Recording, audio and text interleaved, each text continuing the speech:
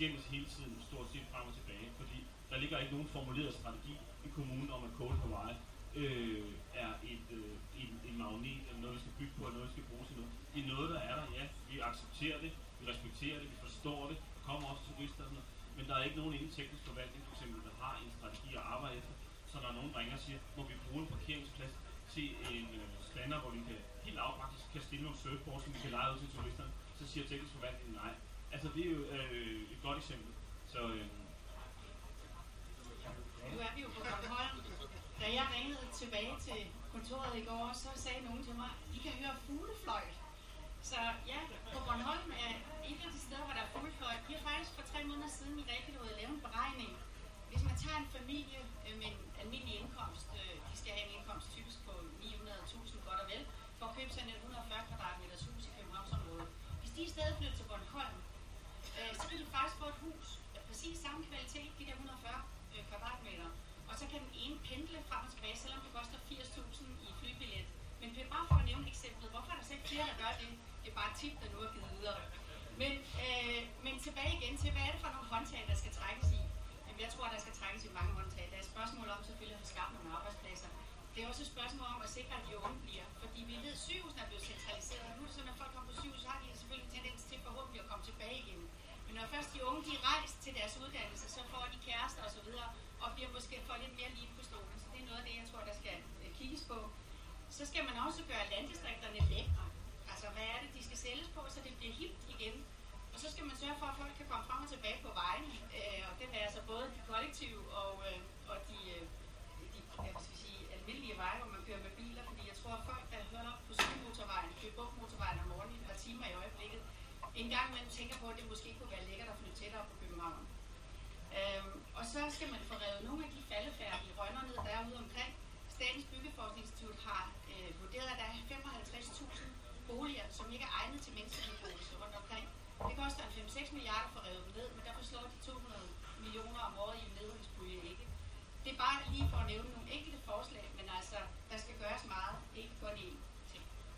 Godt. Der var et spørgsmål herude. Jakob kommer lige med mikrofon. Det var en kommentar vedrørende klitmøller, fordi det er jo ikke bare nogle ihærdige borgere, der er der, og en kommune, der ikke har været med på bilen. Der er noget, der hedder Realdania, og de spiller en kæmpe rolle.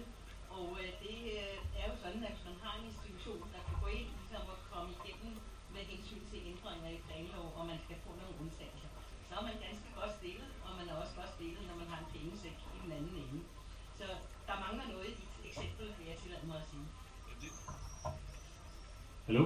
Ja. Det vil jeg rigtig gerne svare på, fordi Realdania er nemlig super interessant i forhold til klitmøller, fordi de har været med til at bygge et lille bitte klubhus og et surfcenter ude for enden af Molen, han har sagt, helt ude ved kanten af vand. Men de har også på borgernes initiativ, der er nemlig nogen, der har fundet på noget, der hedder Beta Resident oppe i Klitmøller, og det er egentlig en udkants Danmark problematik, som de er i gang med at løse. Det her med, at man har et område, hvor nogen kommer og er i flere dage ad gangen for at surfe, og så tager de afsted igen. Og den viden, de kommer ind i området med, kan man jo sådan set lige så godt bruge, mens de er der. Så derfor har man opfundet et begreb, der hedder Beta Resident, hvor man så på sigt med Realdanias hjælp, som har puttet penge i det her projekt, vil bygge et sted, hvor folk kan få et skrivebord, hvor der er internet, hvor vi kan udveksle idéer med de mennesker, der allerede har arbejdspladser oppe i Klitmøller. Det er meget, på en eller anden måde er det meget visionært udkantsdanmark, men det er rigtigt, Realdania har hjulpet. Men det er ikke kommunen, der har hjulpet, og det er det, der er interessant. Ikke? Men det du siger er jo den lidt ærgerlige besked om, at vi er der, hvor man ikke kan komme nogen vejen, hvis ikke man har en kæmpe pengetank. Også. Og en, der har indflydelse. Ja. Og det er jo i og for sig det, fordi der er mange borgere, der har renset panden mod muren, som er kommet med nogle idéer, og ikke har kunne komme videre. Enig, men det er til dels sandt, fordi nu var jeg lige nede og høre Claus Meyer snakke om sit Sakskøbing-projekt i går, ikke? Hvor han har givet 1 million kroner til borgerne i Sakskøbing og sagt, I skal betale tilbage, når I kan, men I skal gøre de og de her ting. Og så har han sagt, så har de lavet en gårdbutik, og de har lavet alle mulige sindssyge små initiativer, og det vokser lige så stille. Så vi behøver ikke en kæmpe formue for at igangsætte initiativer ude i udkanten. Det er et spørgsmål om flere menneskerne, der vil gribe den, og menneskerne, der har lyst til at blive der og være med til at udvikle områderne. Men der skal sådan med scener til, åbenbart, for at vi er derhen, hvor der skal komme nogen, og er de flinke, godgørende mennesker, er en af dem, der er lidt besøgt, når man tænker på, at stort set alle danske store, rigtig succesfulde erhvervseventyr jo er skabt derude i de områder, vi står og taler om. Hvad er der sket? Hvad er der gået galt? Det var et nyt spørgsmål. Jeg er stadigvæk ved Realianer og Klitmøller, må jeg lige undskylde, fordi det er okay. Det er et stort cadeau til Realianer for det projekt, de har med ildsjæle, som de går ud og støtter i forskellige dele af landet. Men det er jo nødvendigt, og det er kun nødvendigt, fordi kommunen ikke engagerer sig i projektet. Og det er jo der, vi skal have fat. Vi skal have politikerne med til at engagere sig, når der er nogle ildsjæle, når der er nogen, der vil gøre noget for lokalt. Ja, hvor lige også spørger jeg? Det er meget fint, det er ikke kommunen, der snakker klemme på det, du ved, hvad det er, som jeg tror ikke, at sidste kommune helt kan genkende den illusion, du har fortalt. De yder faktisk støtte til blandt andet verdensmesterskabet med surfing. Det er ikke enormt mange penge, men det er penge. Men det er godt, du tænker, når du snakker Klitmøller, det er, hvordan får du Klitmøller til at smide af på sidste kommune? Nu har du det lyste eksempel, det er jo de sygehus går der rent af helvede til med læger. De fejlopererer, fordi de ikke aner, hvad de har med at gøre. Og de læger, der kommer, de skal hentes i Hviderusland. Hvordan får du udviklingen Klitmøller til at smide af på hele lokalsamfundet? Sidste kommune er også en af de kommuner, den på den største befolkningsnedgang de kommende 25 år. Jamen, jeg er sådan set i og for sig enig i dine betragtninger af Thisted Kommune. Men så vil jeg bare starte med Thy Nationalpark, Danmarks første nationalpark, 8 år siden.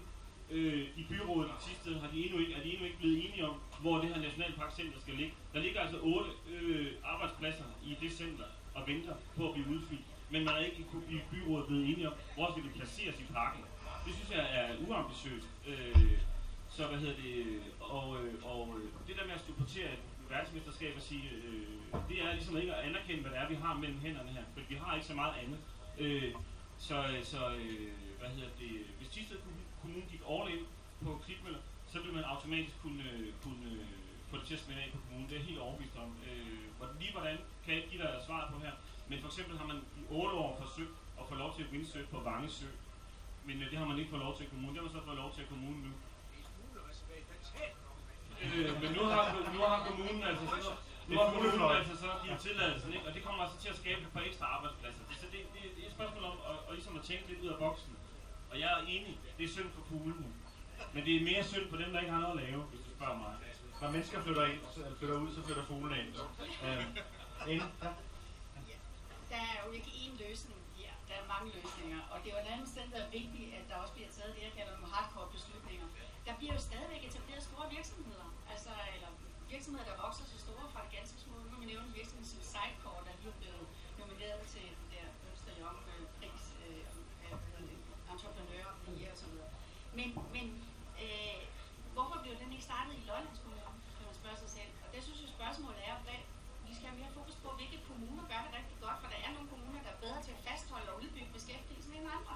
Hvad er det, de gør? Der må være nogle opskrifter der, som andre kan lade sig inspirere af også. Ja. Vi tager spørgsmål. Ja, jeg hedder Bette Røde Nielsen og kommer fra Skagen, og der skinner solen endnu mere end på Bornholm. Nej, jeg har tænkt meget over det her udkantsbegreb. Skagen er jo i den grad også en udkant i forhold til København og Aarhus. Men kunne vi ikke overveje og blive enige om at ændre sprogbrug? Altså, vi har jo meget viden om, at det, man kalder ting, det har det med at blive til virkelighed. Så jeg mener, det der udkant og den rådne banan, det er næsten endnu værre. Altså, der er noget selvopfyldende profeti eller onde cirkler i at blive ved med at snakke om udkant.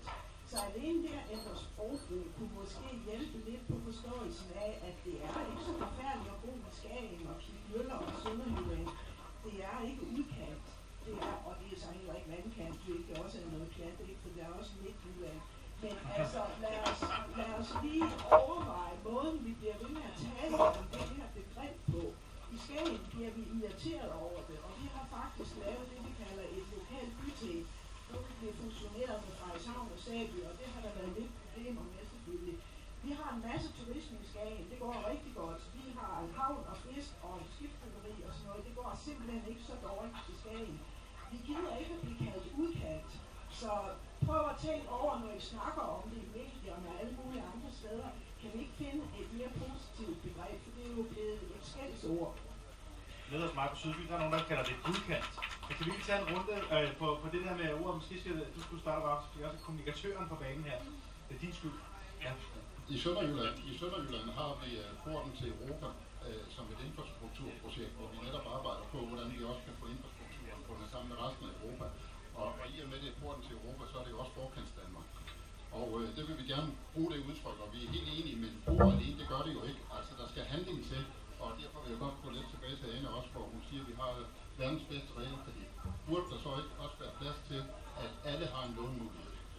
Der burde ikke være nogen, man kunne sige nej til, når man har en så stor pengetank, og man har så store muligheder, og man har så rigt et land, at der er boliger, som der simpelthen ikke kan skabes et realkreditlån i. Jeg mener, det er under lavmålet, at vi ikke er i stand til det i Danmark. Og det kommer også lidt ind på det her med, at vi kan selvfølgelig også bare rive hele resten af Danmark ned med de her gamle bygninger, men jeg synes også, at der ligger nogle kæmpe muligheder i at skabe nogle liv i de bygninger, hvis der skabes nogle finansiering til det, og så det, som der blev nævnt omkring Lolland og andre steder, hvis der var mulighed for at skabe lidt finansiering til det, så kunne der skabes rigtig mange gode erhverv. En anden ting, som jeg også lige vil nævne, når jeg er på omkring Sønderjylland, det er, at vi har haft Sydenergi, der har gravet orange-kabler ned i jorden alle vejen, og vi grinede lidt af det for en 10 år siden, da vi gik i gang med det. Men i dag har vi altså bare den bedste IT-dækning, og det gør jo, at der kunne også skabes rigtig mange hjemmearbejdspladser, fordi hele infrastrukturen til den del er fuldstændig på plads til det, så der ligger også kæmpe potentiale. Ane kan måske få lov til at åbne det der, både med at svare på spørgsmål med udkant, men også det der med realkredit, som er verdens bedste, men åbenbart vi hører jo hele tiden historier om nogen, der ikke kan låne sig